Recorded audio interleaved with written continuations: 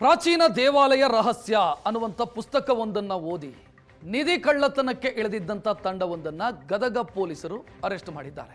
ದೇವಾಲಯದ ಮೂರ್ತಿಯನ್ನ ಭಗ್ನಗೊಳಿಸಿ ಎಸ್ಕೇಪ್ ಆಗಿದ್ದವರು ಸದ್ಯ ಅಂಧರಾಗಿದ್ದಾರೆ. ಗದಗದ ಸರಸ್ವತಿ ದೇವಾಲಯದ ಮೂರ್ತಿಯನ್ನ ಭಗ್ನಗೊಳಿಸಿ ನಿಧಿಗಾಗಿ ಹುಡುಕಾಡಿದ್ರು ಕದೀಮರು. ತ್ರಿಕೂಟೇಶ್ವರ ದೇವಸ್ಥಾನದ ಅಂಗಳದಲ್ಲಿ 11ನೇ ಶತಮಾನದ ದೇವಸ್ಥಾನದಲ್ಲಿ ಮೂರ್ತಿಯೊಂದನ್ನು ಭಗ್ನಗೊಳಿಸಿ ಅದರಲ್ಲಿ ನಿಧಿಗಾಗಿ ತಡಕಾಡಿದರು. ನಿಧಿ ಬಂಗಾರದ ಆಸೆಗೆ ವಿಗ್ರಹ ಹಾಳು ಮಾಡಿದವರು ಸದ್ಯ ಅರೆಸ್ಟ್ ಆಗಿದ್ದಾರೆ.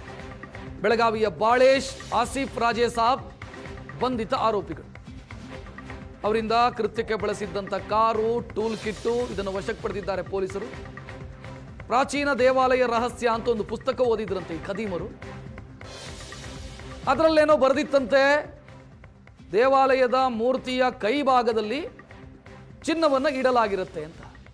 ಇವರು ಬಂದಿದ್ದಾರೆ ದೇವಸ್ಥಾನಕ್ಕೆ, ಮೂರ್ತಿಯನ್ನು ಹುಡುಕಿದ್ದಾರೆ. ಮೂರ್ತಿಯ ಕೈ ಭಾಗವನ್ನು ಭಗ್ನಗೊಳಿಸಿ ಅದರಲ್ಲಿ ನಿಧಿಗಾಗಿ ಹುಡುಕಾಡಿದ್ದಾರೆ. ಆದರೆ ಏನೂ ಸಿಕ್ಕಿಲ್ಲ.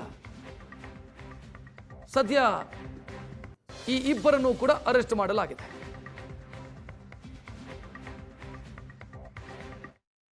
ನಮ್ಮ ಸಿಬ್ಬಂದಿಯವರು ಭಾಳ ಪರಿಶ್ರಮ ಮತ್ತು ಕಠಿಣ ಪರಿಶ್ರಮ ಮಾಡಿದ್ದಾರೆ. ಯಾಕೆಂದರೆ ನಾನು ಖುದ್ದಾಗಿ ಮಾನಿಟರ್ ಮಾಡಿದ್ದೆ ಈ ಕೇಸ್ನ. ಅದು ದಿನ ರಾತ್ರಿ ಅಂತ ಹೇಳಿ ಭಾಳ ಇದಾಯಿತು. ಸೊ 4 ಜನನ ಅರೆಸ್ಟ್ ಮಾಡಿದ್ದೀವಿ. ಈ ಪ್ರಕರಣಕ್ಕೆ ಸಂಬಂಧಪಟ್ಟಂತೆ ಇನ್ನೋರ್ವ ವ್ಯಕ್ತಿ ಇನ್ನೂ ನಮಗೆ ಸಿಗೋದು ಬಾಕಿ ಇದ್ದಾನೆ. ಅವನ ಹೆಸರು ಬಂಡಿ ವಡ್ಡರ್ ಅಂತ ಹೇಳಿ ಇದೆ.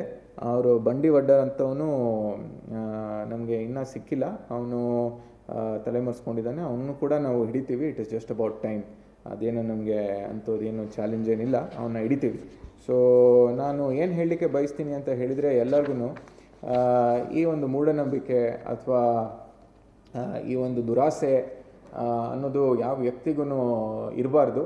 ವಿಶೇಷವಾಗಿ ನಾವು ಅಂದ್ಕೊತೀವಿ ಈ ಥರ ಪ್ರಾಚೀನ ಕಾಲದ ಐಡಲ್ಸ್ ಆಗಿರಲಿ ಅಥವಾ ದೇವಾಲಯಗಳಾಗಿರಲಿ, ಇಲ್ಲಿ ನಗದಿರುತ್ತೆ ಮತ್ತು ಇಂಥದ್ದಿರುತ್ತೆ ಅಂತ ಹೇಳಿ ಅದು ಜಸ್ಟ್ ಇದು ಭ್ರಮೆಯಲ್ಲಿ ಇರುತ್ತೆ. ಈ ಪ್ರಾಚೀನ ಕಾಲದ ದೇವಸ್ಥಾನನೇ ಒಂದು ಆಸ್ತಿ ಇದ್ದಂಥದ್ದು. ಆ ಪ್ರತಿಯೊಂದು ಇರೋ ಒಂದು ಮೂರ್ತಿ ಅಥವಾ ವಿಗ್ರಹ ಏನೋ ಅದು ನಮ್ಮ ಇತಿಹಾಸಕ್ಕೆ ಸಂಬಂಧಪಟ್ಟಿರೋ ಒಂದು ಉನ್ನತ ನಮ್ಮ ಪೂರ್ವಜರ ಸಾಧನೆ ಆಗಿರುತ್ತೆ. ಸೊ ಇದನ್ನು ಯಾರೂ ಹಾನಿಪಡಿಸ